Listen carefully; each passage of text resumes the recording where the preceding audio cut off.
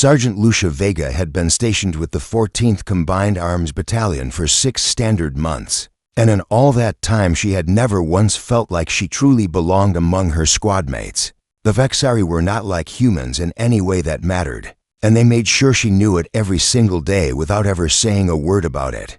Directly they stood 7 feet tall on average, covered in scales that shifted between deep green and midnight blue depending on their moods, and they moved with the kind of silent grace that made Lucia feel like a stumbling child. Whenever she walked beside them, their ancestors had been apex predators on their home world, hunting massive creatures across frozen tundras and burning deserts alike, and that predatory heritage showed in everything they did. They respected strength above all else, valued combat prowess like a religion, and treated violence as an art form worthy of lifelong study. Lucia was 5'6", had arms like twigs compared to their massive limbs, and could not see in the dark or smell fear the way they could, but she was fast, she was clever, and she had something they did not understand at all. She had hair. The Vexari did not grow hair or fur, or anything like it, and they found the concept deeply strange whenever they thought about it. To hardly Lieutenant Catherine, her direct superior, and the closest thing she had to a friend in the squad,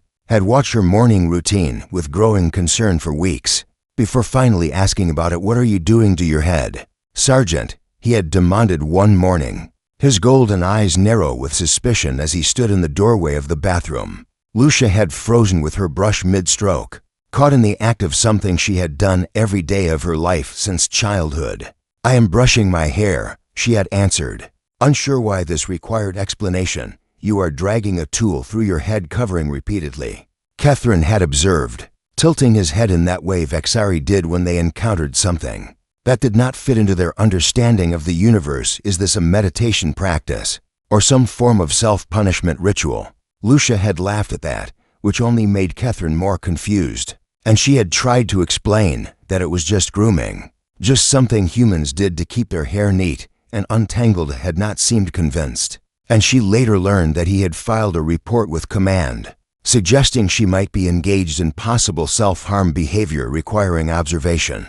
Command had apparently laughed at him, which was a small comfort. No, 6 months into her posting, Lucia had grown used to the strange looks and stranger questions, and she had learned to keep her personal items tucked away in her footlocker where curious Vexari eyes would not find them. But the 14th Battalion had just been assigned to Outpost Ren7 for a diplomatic escort mission, and the chaos of relocation had made her careless. Ambassador Vethkai had arrived with her entourage for high-level negotiations with a neutral faction, and among that entourage were her 3 childrenthe cubs, as everyone called them despite the ambassador's clear displeasure at the term, were young Vexari barely past their first molt, still small by their species standards at only 5 feet tall, and absolutely bursting with the kind of boundless curiosity that made them dangerous in ways no one anticipated. Lucia had left her toiletry bag in the communal rest area while she attended a security briefing, thinking nothing of it because the outpost was supposed to be secure and her belongings were just basics. Police returned 2 hours later to find the rest area in a state of complete chaos. 3 cubs were huddled together in the corner, making a sound she had never heard from Vexari before, a deep rumbling vibration that seemed to come from their entire bodies. It took her a moment to realize they were purring. Eldest cub, a serious-looking young male named Kethrix, who clearly took after his mother in temperament, had Lucia's pink plastic hairbrush pressed against his face like it was the most precious thing he had ever encountered. The middle child, a female called Vessa, was attempting to run the brush across her own scales with an expression of intense concentration. The youngest, little Torek, had somehow gotten the brush tangled in his neck frill and was sitting very still with wide eyes, afraid to move lest he damage this wonderful new treasure. Human, Kethrix announced the moment he spotted Lucia, his voice carrying the deadly seriousness that only children can muster when they have discovered something important. "What manner of weapon is this?" Lucia opened her mouth to answer, then closed it again, completely unsure where to even begin. "It is not a weapon," she managed after a moment, stepping closer and kneeling down to help untangle Torek from his predicament. "It is called a hairbrush, and it is just a grooming tool." "Grooming," Vessa repeated, testing the word like it was foreign to her. which Lucia supposed it might be given how different Vexari personal care routines were from human ones. You use this for maintenance of your head covering? Yes, exactly, Lucia said, finally freeing the brush from Torik's frill while the little one made a disappointed sound. At losing his new toy, I use it every day to keep my hair smooth and free of tangles. The three cubs exchanged looks that Lucia could not quite read, some form of silent communication that young Vexari seemed to share with their siblings every day. Kethrix said slowly, and there was something in his tone that made Lucia suddenly nervous. You must use this tool every single day. Well, yes, Lucia admitted, not understanding why this was significant. Human hair gets tangled if you do not brush it regularly, and it can become quite messy. Show us, Vesa demanded, her eyes bright with fascination. Show us how it functions. Lucia hesitated, looking around the rest area for any sign of adult supervision. But the ambassador was still in negotiations, and the cubs' minders were nowhere to be seen. Supposed there was no harm in a simple demonstration, so she raised the brush to her head and began to run it through her dark hair with practiced ease, working from the ends up to the roots the way her mother had taught her when she was younger. Than these cubs purring intensive. Three cubs watched with an intensity that would have been unnerving if they were not so clearly delighted, their eyes tracking every movement of the brush, like it was performing some kind of magic. It removes the loose strands, Kethrix observed, pointing at the few hairs that had collected in the bristles. The dead pieces come away, and you capture them in the tool. That is right, Lucia said, pleased that he understood. It helps keep everything clean. And you shed, Torik interrupted, his small voice filled with wonder. You are shedding right now, and we are watching it happen. Lucia had no idea how to respond to that, and the look of absolute amazement on the cubs' faces told her that something very strange was about to unfold. She just did not realize yet how strange it would truly become. The situation escalated faster than Lucia could have ever predicted, and within hours of her innocent demonstration for the cubs, the entire barracks was in an uproar. It started when Kethrix ran straight to Lieutenant Kethren to report what he had witnessed, describing the event with the kind of breathless excitement that made the lieutenant's scales shift to a concerned shade of gray. Kethren found Lucia in the mess hall eating her dinner alone as usual, and he sat down across from her with an expression she had learned to recognize as deep Vexarianese. The ambassador's son tells me you demonstrated your head covering maintenance ritual for the children, he said without any greeting or preamble. He claims you removed pieces of yourself using your tool, and that this is something you do regularly. It is just brushing my hair, Lucia said around a mouthful of protein paste, not understanding why everyone was making such a big deal about basic grooming. Humans do it every day, sometimes multiple times a day. You remove parts of yourself daily, Kethren repeated slowly, and his voice had taken on a strange quality that Lucia could not quite identify. Parts that were once attached to your body simply fall away, and you accept this as normal. It is just dead hair, Lucia tried to explain, setting down her spoon, because this conversation clearly required her full attention. The strands grow from follicles in our scalp, and old strands fall out naturally, while new ones grow in to replace them. She paused, searching for a comparison that might make sense to him. It is like how your scales become dull before you molt, and then you grow fresh ones. Except for us, it happens constantly in small amounts rather than all at once. The effect of her words was immediate, and dramatic. Catherine's scales flushed through 3 different colors in rapid succession, settling on a pale blue that Lucia had never seen before, and his frill extended fully in what she recognized as extreme alarm. You are molting, he said, and his voice was barely above a whisper, continuously, without end. Every moment of every day. I suppose you could describe it that way, Lucia admitted, starting to feel uncomfortable with how intensely he was staring at her. But it is not really the same as your molting. It is just Tor, Kethren called out suddenly, his voice carrying across the mess hall with an urgency that made everyone turn to look. Vesa, Gren, come here immediately. Within moments, 3 more members of the squad had gathered around Lucia's table, all of them looking at her with expressions ranging from curiosity to outright horror. Tell them what you told me, Kethren commanded. So Lucia explained again, trying to keep her voice calm and casual as she described the basics of human hair growth and shedding, talked about follicles and keratin and the natural cycle of growth and loss that every human experienced, from the day they were born until the day they did be the time she finished. Tor had actually taken a step backward from the table. This keratin, Gren said, his deep voice rumbling with unease. You say it is the same material that forms Terran claws and horns and hooves. Yes, that is correct, Lucia confirmed. Wondering where this was going. Keratin is a protein that makes up a lot of different structures. In Earth animals, including human fingernails and hair, you grow armor from your skull, Vesa said flatly. And it was not a question. You grow claw material from the top of your head, and it falls off constantly. And you collect it in your tool. That is a very dramatic way to describe it. But I suppose, and this shedding, Catherine interrupted, leaning forward with his golden eyes locked onto hers. It happens everywhere you go, does it not? You leave pieces of yourself on every surface you touch. Lucia felt her face grow warm as she realized where this was heading. I mean, technically yes, humans do leave traces of themselves wherever they go. Skin cells and hair and such. But genetic material, Tor breathed, and his scales had gone the same pale blue as Catherine's. You leave behind genetic material that could be used to identify you, to track you, to replicate you, Gren finished. And the word hung in the air like a death sentence. Lucia suddenly remembered something she probably should not have mentioned, but it was too late to take it back. Well, yes, actually, she said, wincing as she spoke. If you pluck a human hair with the follicle still attached, you can extract DNA from it. And technically, that DNA could be used for cloning purposes, which is why I always brush carefully and try to dispose of loose hairs properly. The silence that followed was deafening. For Vexari stared at her, as if she had just revealed herself to be some kind of ancient eldritch horror. Wearing a human skin suit, you shed replication material, Catherine said at last, his voice hollow with the weight of this revelation. Everywhere you walk, everything you touch, you leave behind the means to create copies of yourself.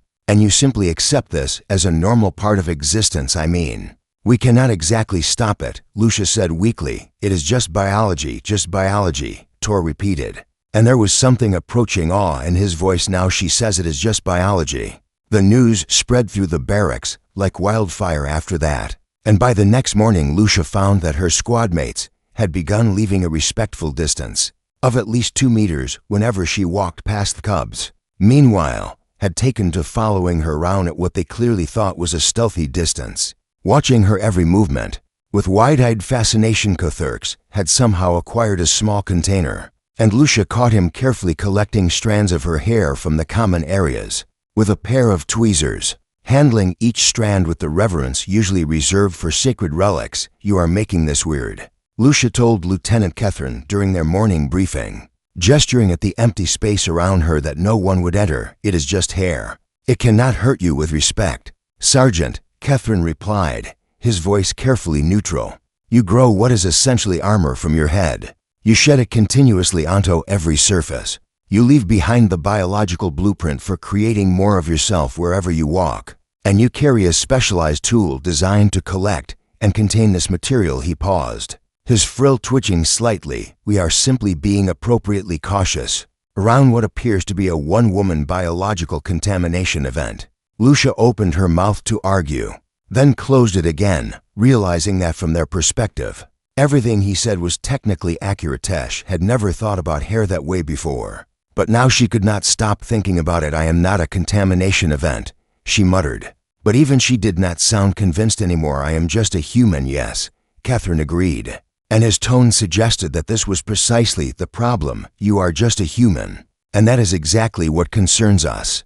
Within just standard days of the Hairbrush incident, the Cubs had shared their discovery with every young Vexari on Outpost Run 7, and the Youth Communication Network had carried the news far beyond the station's walls. Within a week, a formal inquiry had been opened by Vexari High Command regarding the true nature of human biology and its potential tactical implications. Lucia only learned about the inquiry when she was summoned to a meeting room she had never seen before, deep in the administrative section of the outpost, where she had never had reason to found herself facing a panel of 5 high-ranking Vexari officers. all of them studying her with expressions of intense scientific interest, the kind of look that made her feel less like a soldier and more like a particularly unusual specimen in a laboratory. Sergeant Vega, the central officer, began, her scales a distinguished silver that marked her advanced age and wisdom. We have received reports of certain biological capabilities that require clarification, and we are hoping you can help us understand the true nature of human physiology. I will do my best, Lucia said, standing at attention even though no one had told her to be at ease. We understand that humans engage in a process called shedding, the officer continued, consulting a data pad in front of her, in which genetic material is continuously expelled from the body and deposited on surrounding surfaces. Is this accurate? That is a very technical way to describe normal hair and skin cell loss, but yes, it is accurate, Lucia admitted. We also understand that this genetic material can be used for identification purposes and potentially for replication of the source organism. Also technically accurate, though human cloning is heavily regulated on Earth and not commonly practiced. The officers exchanged glances that Lucia could not read, and the silver-scaled commander made several notes on her data pad. Tell us about the grooming tool, another officer requested,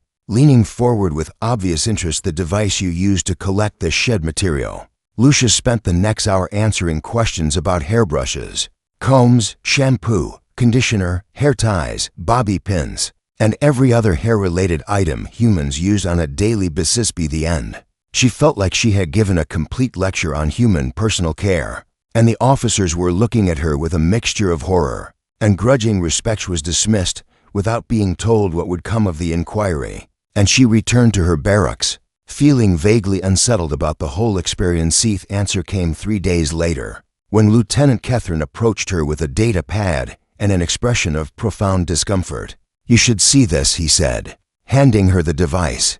A copy of the official threat assessment was accidentally included in our morning briefing, and I believe you are entitled to know what it says. Lucia took the pad and began to read, her eyes growing wider with every Lineth document. Was titled Terran Threat Analysis, with a revision marker indicating it had been updated multiple times in the past week, and the contents were unlike anything she had ever seen written about humans before. The first section described humans as organisms engaged in continuous passive biological contamination, shedding genetic material at all times regardless of intent or awareness.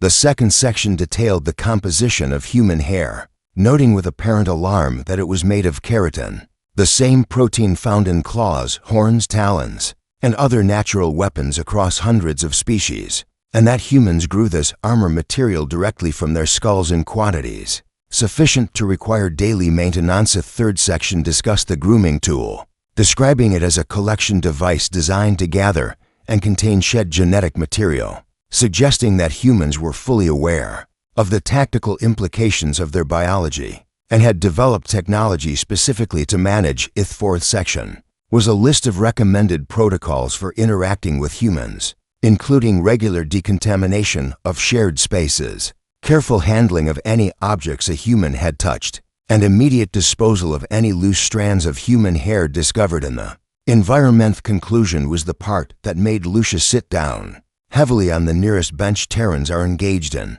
passive biological warfare at all times, whether intentional or not, she read aloud, her voice faint with disbelief. Their biology constitutes a persistent contamination risk in any shared environment, and their awareness of this biology, as evidenced by their development of collection tools and containment protocols, suggests a level of acceptance that can only be described as disturbing. She looked up at Catherine, who was watching her with something approaching sympathy. Recommend upgraded biohazard protocols for all facilities housing Terran personnel. She finished reading. Recommend further study of Terran shedding capabilities and potential countermeasures. I apologize, Catherine said after a long moment of silence. This was not the outcome I expected when I filed my initial report about your grooming ritual. You filed a report, Lucia said flatly. I filed a report expressing concern for your well-being, he clarified, his frill flattening against his neck in what she had learned was a sign of embarrassment.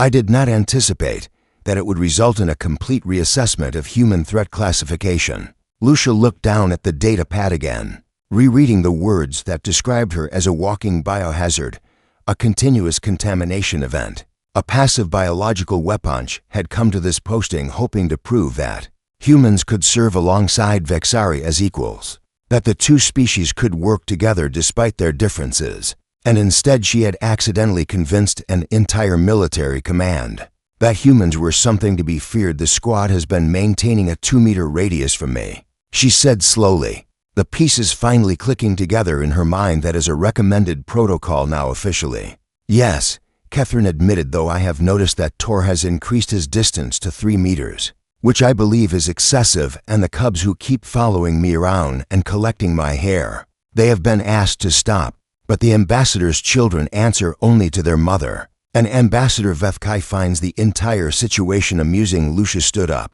and handed the data pad back to Catherine, her mind racing as she tried to figure out how to salvage this situation. She was a good soldier, a skilled tactician, a reliable squad member, and now she was classified as a biological threat because she owned a hairbrush. What happens now? She asked. Now we wait, Catherine replied. The assessment will be reviewed by higher authorities, and decisions will be made about protocols and procedures. And in the meantime, we continue our mission as normal, Lucia repeated, looking around at the common area where every other Vexari was carefully staying. At least 2 meters away from her, Sergeant Vega, Catherine said, and there was something in his voice that made her look at him directly. For what it is worth, I do not believe you are a threat. I believe you are simply different in ways we did not anticipate. And I believe that difference does not make you dangerous. It was the kindest thing any Vexari had said to her since she arrived. And Lucia found herself smiling despite the absurdity of the situation. Thank you, Lieutenant, you are welcome, he replied, then paused before adding, though I would appreciate it if you could try to shed less in the common areas. If such a thing is possible. Lucia laughed, and even Catherine's frill twitched. In what she had learned was the Vexari equivalent of a Smelesh.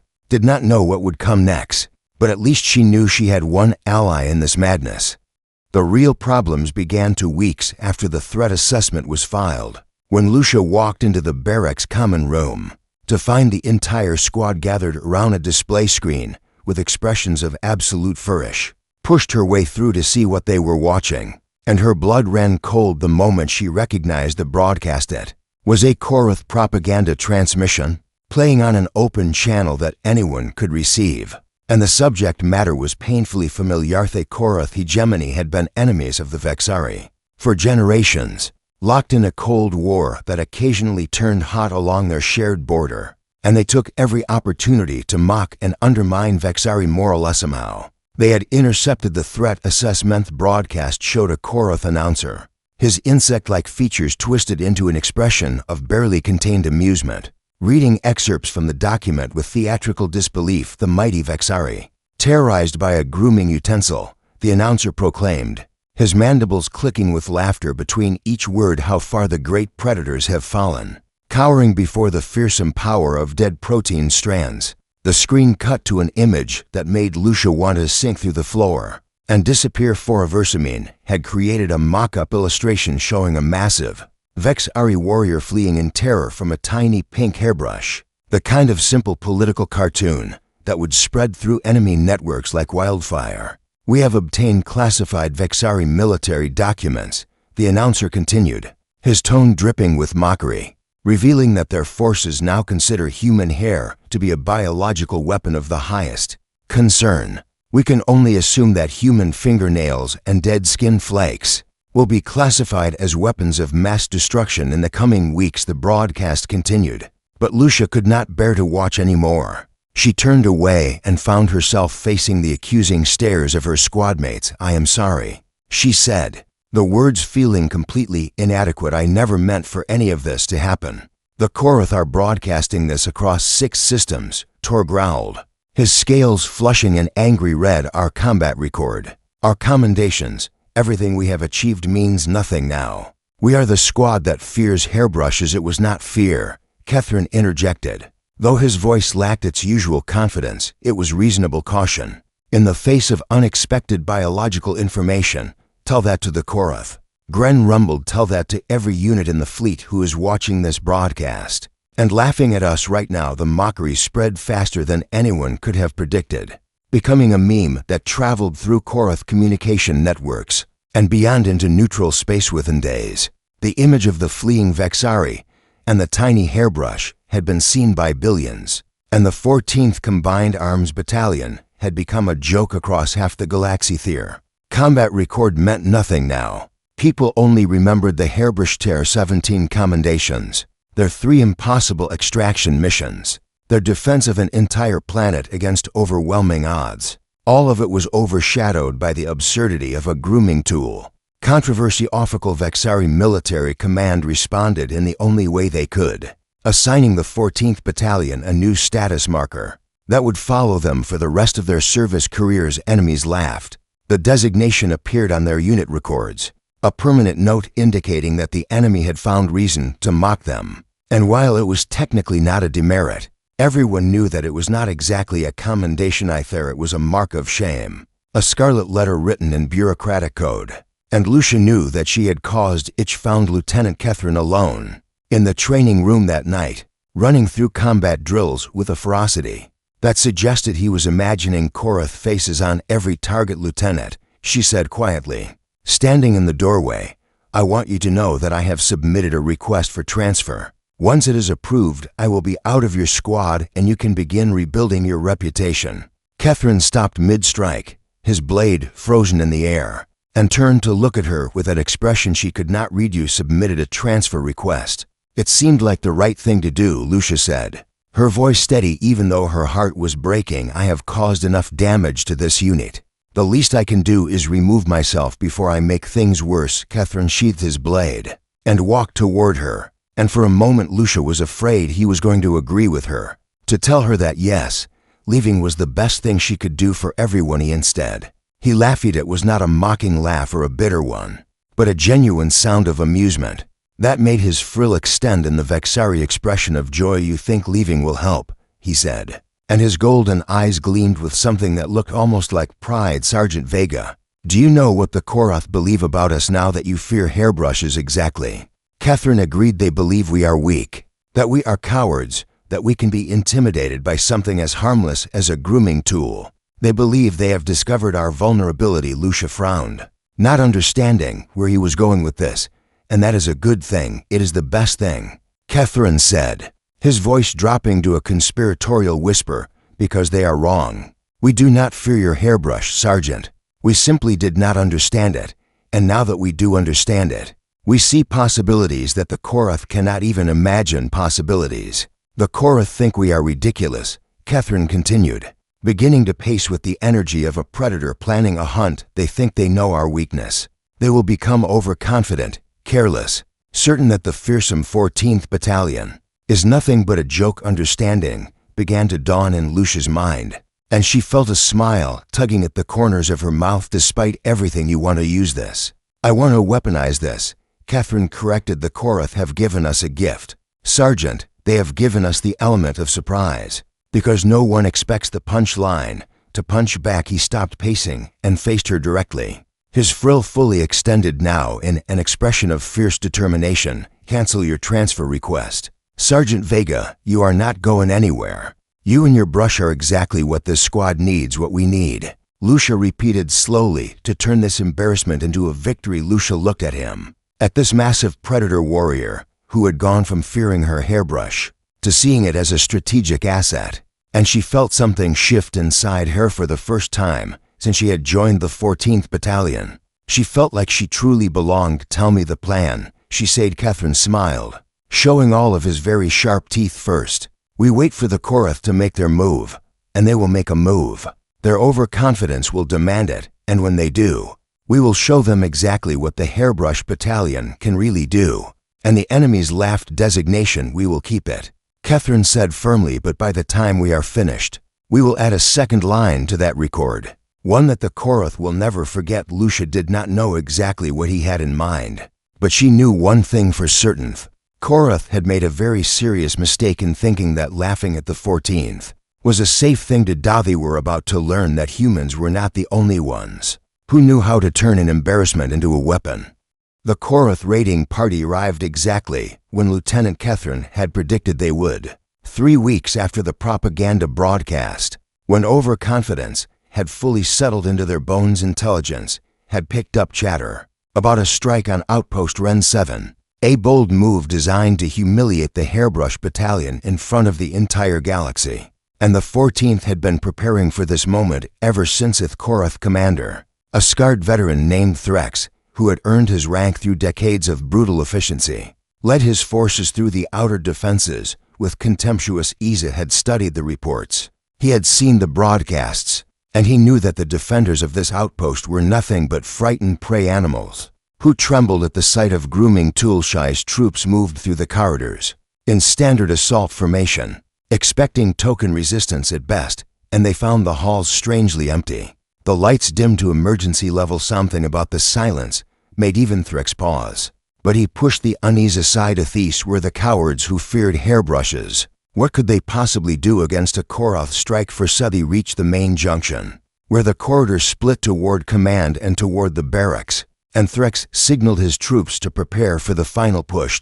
Was when his forward scout froze in place and made a sound that Korath warriors were never supposed to make. Commander, the scout whispered, his voice trembling. You need to see this. Threx pushed past his troops to the front of the formation and stopped dead. The junction had been transformed into something that his tactical mind could not immediately process, something that looked like a shrine or perhaps a warning, or perhaps both at the same time. In the center of the corridor stood a pedestal, carefully lit by a single spotlight that cut through the darkness like a blade.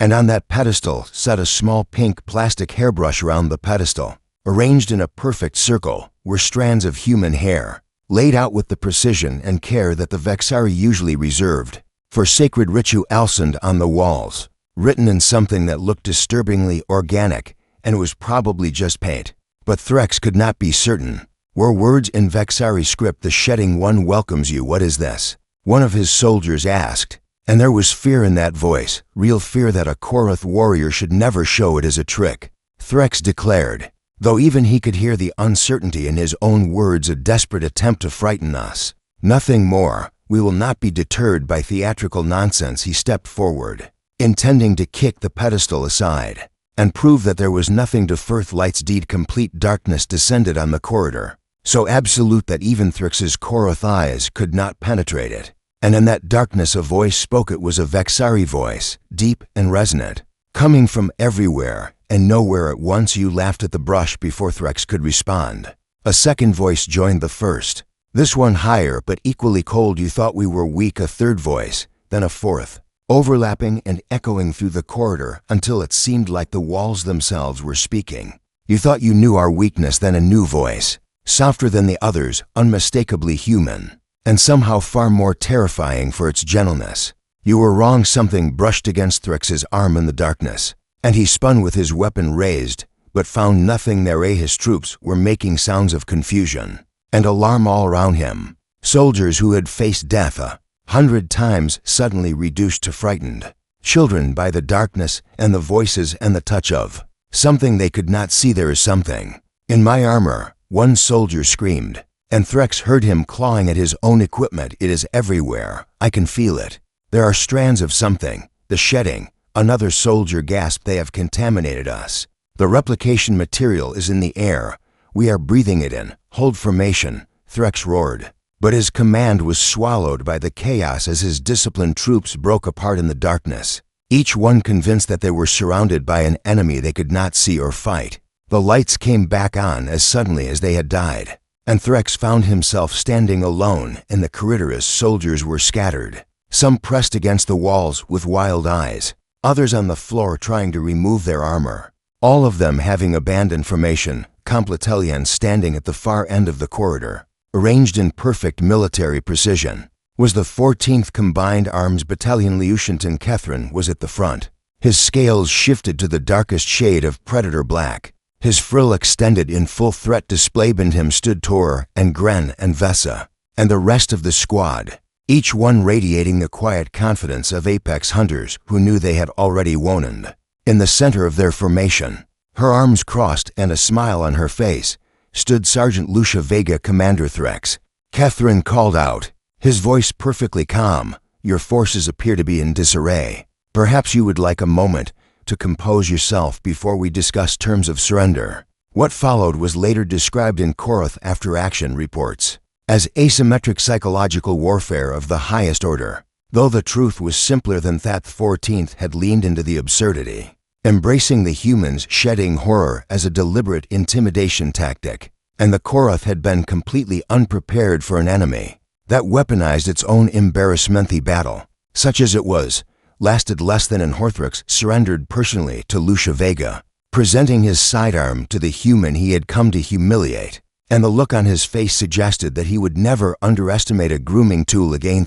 Let one Korath soldier escape, a young trooper who was found huddled in a supply closet clutching a single strand of blonde hair and babbling about the endless molt and the replication. That soldier returned to Korath space with a story that spread faster than any propaganda broadcast ever could. Hegemony withdrew from the sector within a month, unwilling to risk another encounter with the battalion that had turned ridicule into a weapon. And when the official reports were filed, Vexari Military Command added a second line to the 14th Battalion's status marker. Enemies laughed became enemies laughed. Enemies stopped laughing. It was the first time in Vexari military history that a shame designation had been upgraded to an honor, and it would not be the last time that humans surprised their alias at the celebration that night. Ambassador Vethkai formally presented Lucia's hairbrush to the battalion's trophy case, placing it between a captured Korath battle standard and the ancient horn of Vex Primeth cubs. Kethrix and Vesa and little Torek watched the ceremony with wide eyes, still not entirely understanding what the small pink tool did, but knowing beyond any doubt that it was powerful. Sergeant Vega, Catherine said, standing beside her as they watched the cubs press their faces against the trophy case glass. I believe I owe you an apology for my initial assessment of your grooming ritual. You reported me to command for possible self-harm, Lucia reminded him. Though she was smiling as she said it. I did, he admitted, his frill twitching with embarrassment. And I was wrong. Your ritual is not self-harm. It is clearly a form of psychological warfare preparation that I simply failed to recognize. It is just brushing my hair, yes, Catherine agreed. And that is what makes it so terrifying. Lucia laughed, and after a moment Catherine joined her, and the sound echoed through the celebration hall where human and Vexari stood together as true squadmates for the first time. Had come to this posting hoping to prove that humans could serve alongside aliens as equals. Had done something better. Had proven that humans could make aliens stronger, not despite their strangeness, but because of it. And all it had taken was a pink plastic hairbrush, some loose hair, and a willingness to turn the joke back on the ones who were laughing. The cubs visited the trophy case every week after that, bringing their friends to see the legendary weapon that had defeated an entire Korath strike. For Sethi still did not understand what it did, but they knew it was powerful, and they knew that the human who wielded it was the most terrifying thing they had ever met, even if she was also the kindest.